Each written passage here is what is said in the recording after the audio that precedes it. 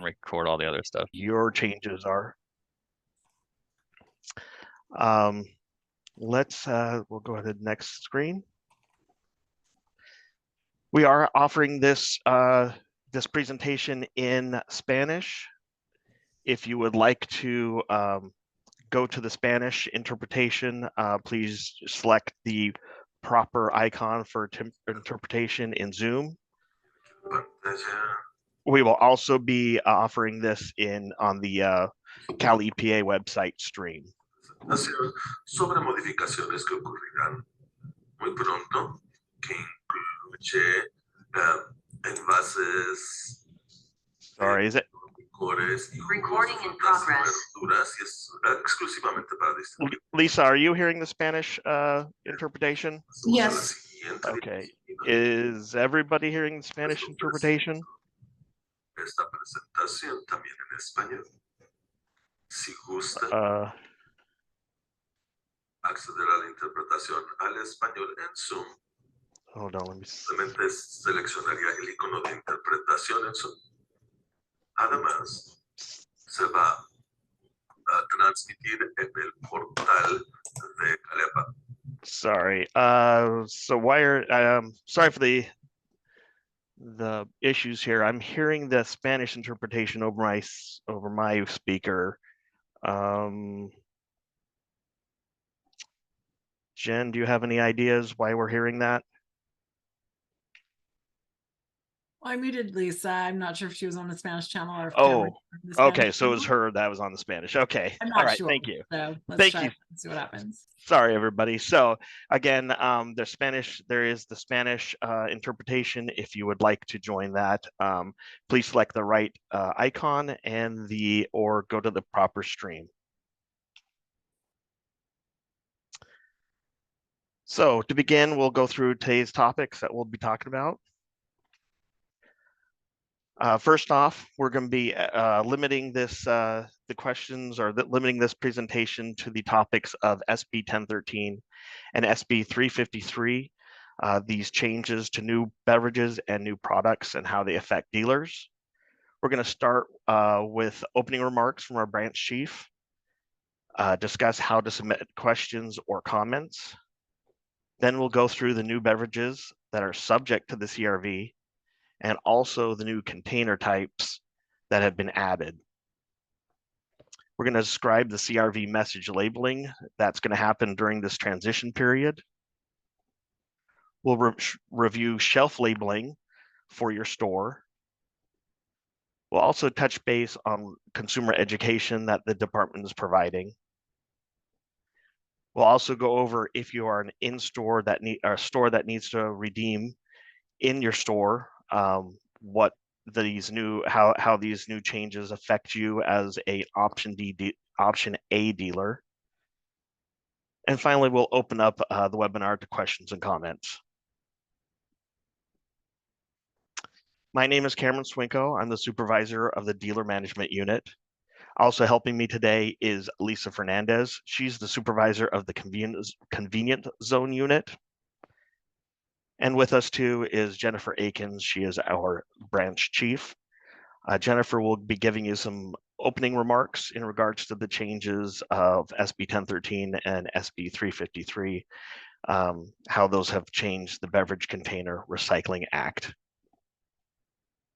So Jennifer. Thank you so much, Karen. Good morning, everyone. Again, my name is Jennifer Akins, and I am the branch chief for the Certification and Registration branch.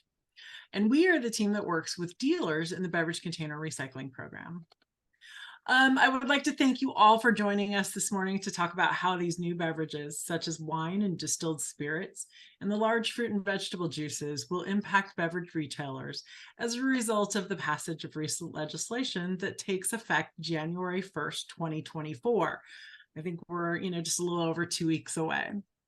The Beverage Container Recycling Program has successfully redeemed over 500 billion beverage containers in the program's inception almost 40 years ago.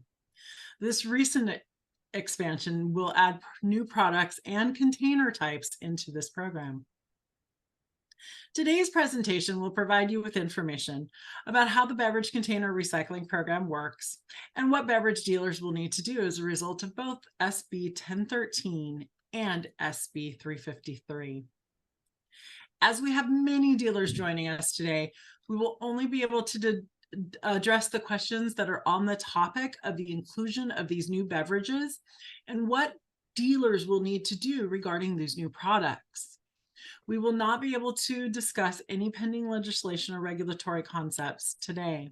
However, I do encourage all of you to join our listserv to receive emails, to be able to kept up to date on product changes and programmatic changes in the future. Please use the Q&A button at the bottom of your Zoom screen to submit your questions at any point during the webinar. As soon as you think of those questions or comments, please go ahead and add those to your Q&A. We will address all questions at the end of our session today. Okay, and with that, again, thank you for joining us, and I'm going to go ahead and turn it back to Cameron. Thanks, Cameron. Thanks, Jen. Okay, so there were two recent law changes, SB 1013 and SB 353, that have added new beverage containers and new beverage types that are going to begin. This becomes effective January 1, 2024. So like 2 weeks from now, a little over 2 weeks from now, this law becomes effective, at least for these portions. In a nutshell, the Act is adding these new beverages.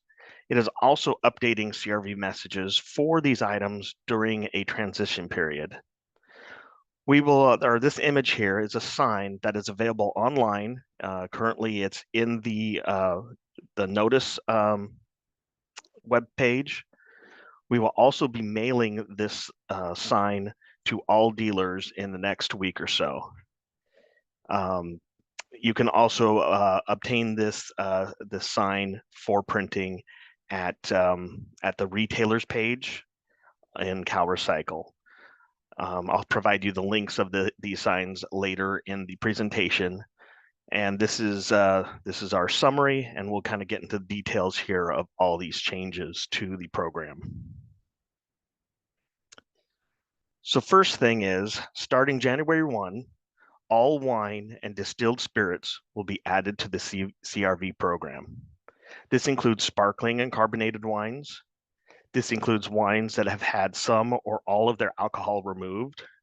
This includes all sizes of wines and distilled spirits, including single-serve bottles, which people would typically call airline bottles.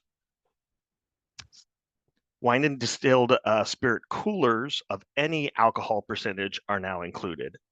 Previously, only those under 7% alcohol by volume were included. Now all, whether it's 7, 8, 10, 2%, all coolers and mixed cocktails are now in the program.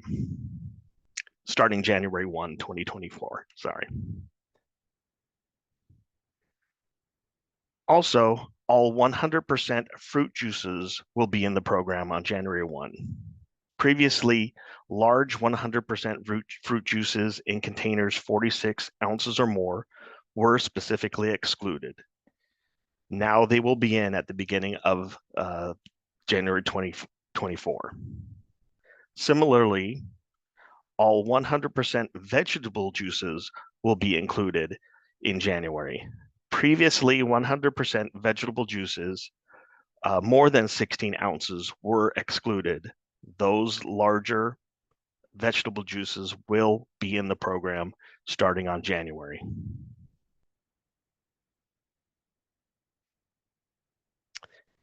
The rates for these new items, when they're in glass, aluminum, plastic, or bimetal, will not change. They will be 5 cents for items, containers less than 24 ounces. They will be 10 cents for containers 24 ounces or greater. So for aluminum, plastic, bimetal, and glass, there is no change to the CRV, at least the CRV rates.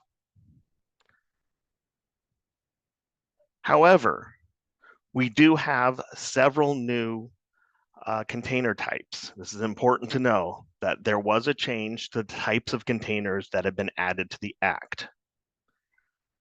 Wine and distilled spirits, including coolers, in boxes, bladders, pouches, or similar containers, for example, a bag-in-the-box, multi-layer pouch of plastic and aluminum, cartons such as Tetra Paks, are included in the program beginning January 1, 2024. These containers, no matter what size, will be 25 cents per container. Now, I need to emphasize that this 25% container, these items that are in, are only for wine, distilled spirits, and related coolers and cocktails when they are in a box, bladder, or pouch. Fruit juices, soy milks, non-carbonated soft drinks that are in boxes and multi-layer pouches, such as the Capri Sun metal and plastic, are not subject to this change.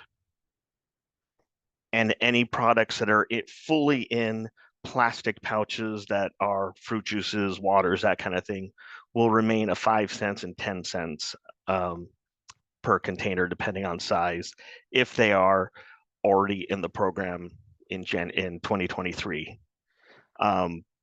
Pouches for CRV products already in the program are pretty rare, so I don't think it's going to affect too many dealers, but I did want to make sure that you know that if it's in a box or a multi-layer pouch, fruit juices, soy milks, and those kind of things are not in. Fully plastic pouches with fruit juices, waters are still in, but they are the 5 cents and 10 cents, not this 25 cents, which only affects wine and distilled spirits and coolers.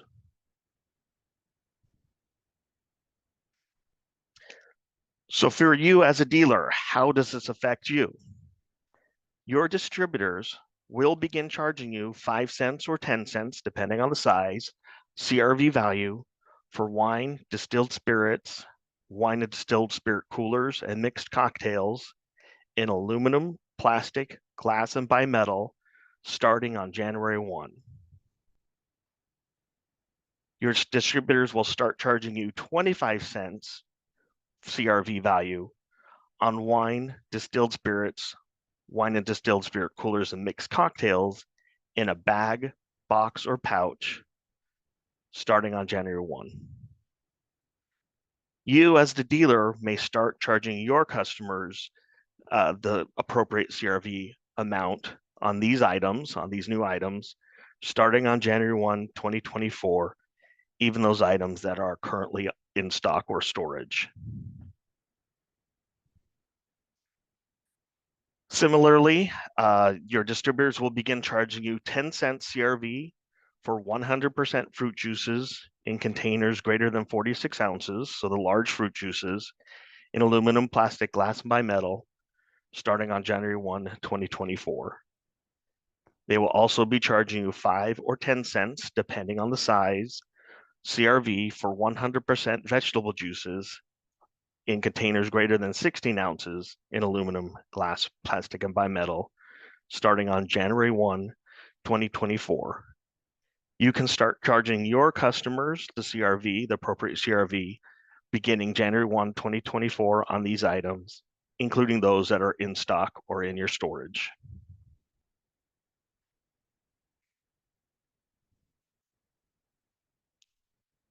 Now, CRV labeling. This is a little complicated. So there's a lot of dates here. I'm sorry, this is how the law was written. So if you have questions, you can always reach out to us. But the first thing is there will be a transition period for these new products. CRV labeling on containers for these new beverages, again, this is only the new things that have been added, will be optional January 1, 2024 through through June 30, 2025. So again, CRV labeling message is optional for wine, distilled spirits, wine distilled spirit coolers and mixed cocktails, the large fruit juices and large vegetable juices. between January 1, 2024 and June 30, 2025. Starting July 1, 2025, all of these new beverages and container types need a CRV labeling with several exceptions, which we'll look at in a second. This transition period does not affect sodas, waters, fruit juices, all the things that are currently in. They still need to have a proper message when sold. Anything that is currently in the program does not have a transition period. Again, this is only for the new things that have been added to the program starting on January 1. So there are a couple exceptions to the requirement that labels need to be on these bottles on July 1, 2025. First one is wine and distilled spirits bottled prior to January 1, 2024 will never require a label. So anything bottled between, this year, last year, previous year, will not require a label. But anything bottled after January 1, 2024 will need a label by June 30, 2025.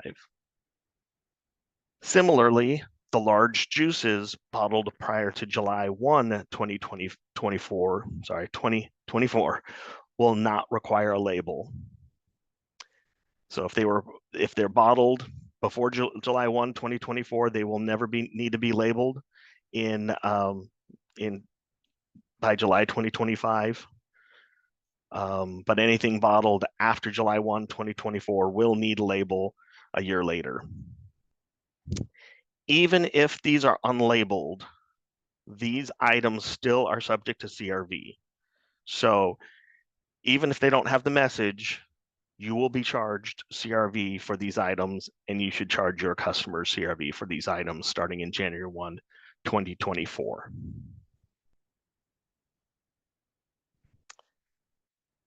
So distributors may sell to dealers these new items without a CRV message until June 30, 2025.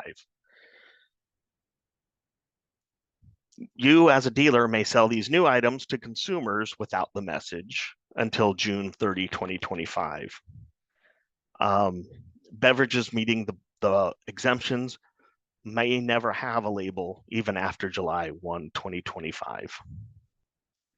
Recycling centers, Option A dealers, and future co-ops will be expected to redeem these items even if they do not have a CRV message.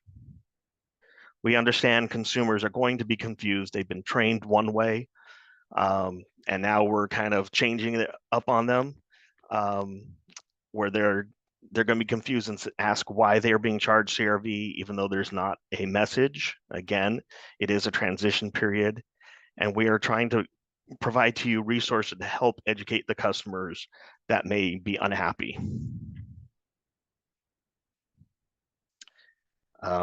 I think on here, I just want to say, again, you can sell these items through June 30, 2025 without the label, but you can charge CRV even though it does not have the label.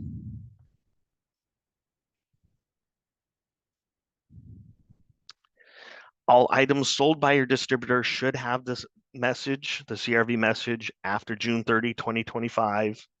Again, except for the exceptions of wine and distilled spirits bottled before January 1, 2024, and the vegetable and fruit juices bottled prior to July 1, 2024. Those will never need a label. Dealers and distributors will need to create plans for proper labeling after June 30, 2025. This is your business. You have to figure out, you and your distributors, your sellers will have to determine how you are going to deal with items that are unlabeled after June 30, 2025.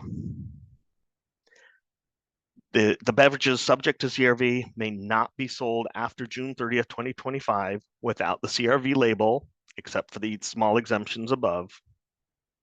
it is your responsibility to work with the distributor for any non-exempt items without the CRV message offered for sale after June 30, 2025. So if you obtain a stock of items without labels in May 2025, you're going to have to figure out, with you and your dealer, are going to have to figure out what is going to happen to those items if they remain on your shelves in July of 2025.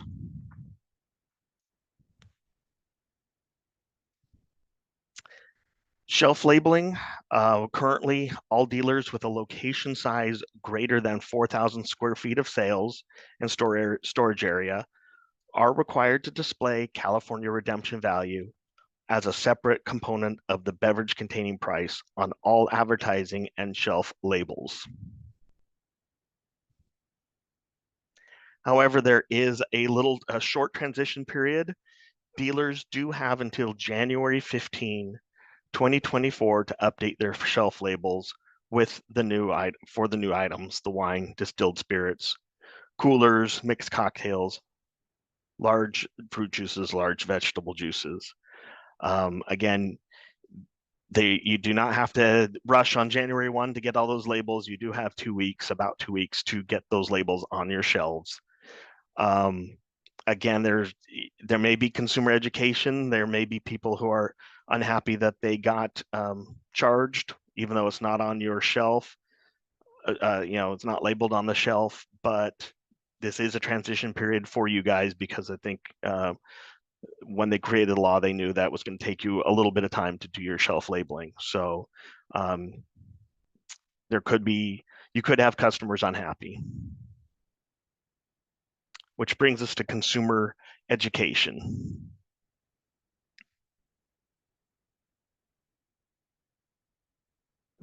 Consumer education. Some consumers may not, probably a lot of consumers may not be aware of these changes. We know that. CalRecycle is trying to create outreach plans, which include posters or signs similar to slide number 9, which is a summary of the changes. We are going to be making that poster available, and encourage dealers to post it at point of sale counters or anywhere in the store for consumers to see, so that they do have some education and understand these changes.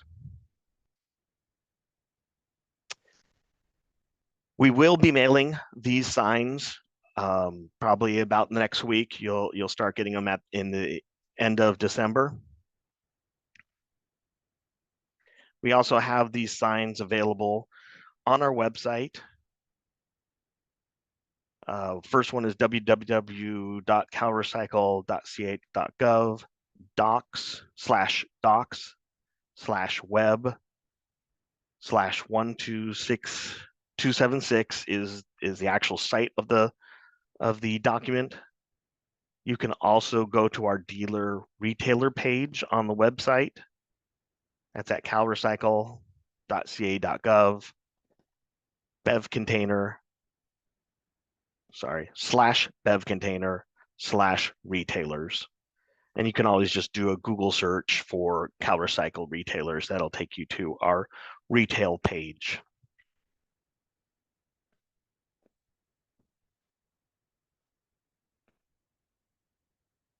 Additionally, we are providing, our Office of Public Affairs is providing news media with information on these changes.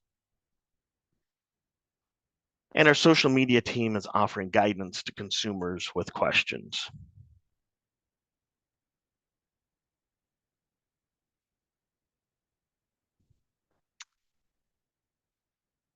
Consumer questions can be sent to our Office of Public Affairs. The best place they can reach us is 1-800-RECYCLE. It's an easy number to remember. We also have a email address. General questions can go to OPA, which is Office of Public Affairs, OPA@calrecycle.ca.gov. If they have complaints, they can also send it to complaints@calrecycle.ca.gov. And our OPA staff is trained in dealing with these questions and either educating consumers with complaints or reaching out to the dealers if there is an issue.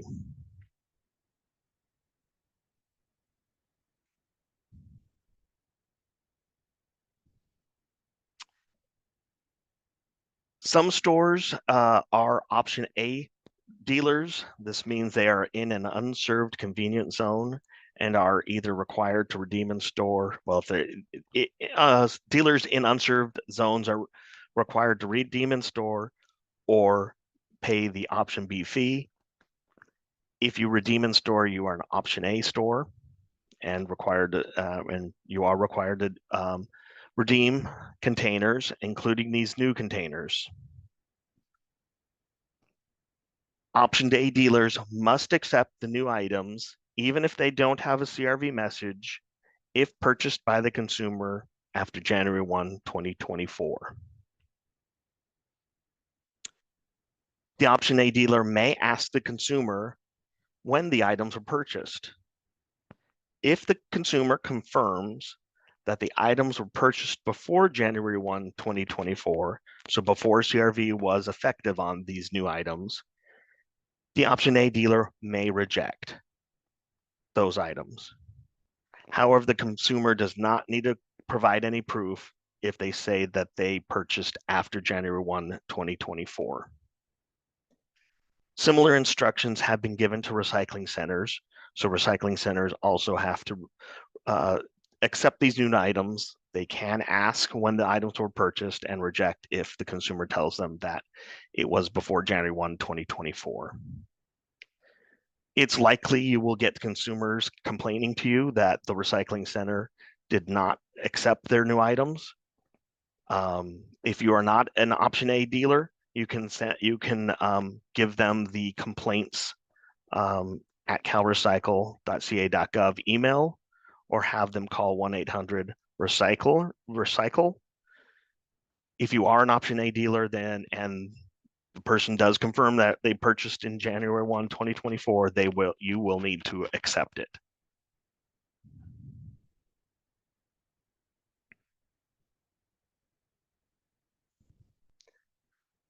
So fairly short presentation. Again, we were only discussing the recent changes. We're going to open this up to questions and answers. Use the Q&A button at the bottom of your screen to submit questions. And we're going to be trying to keep this on topic with the newly covered CRV programs. And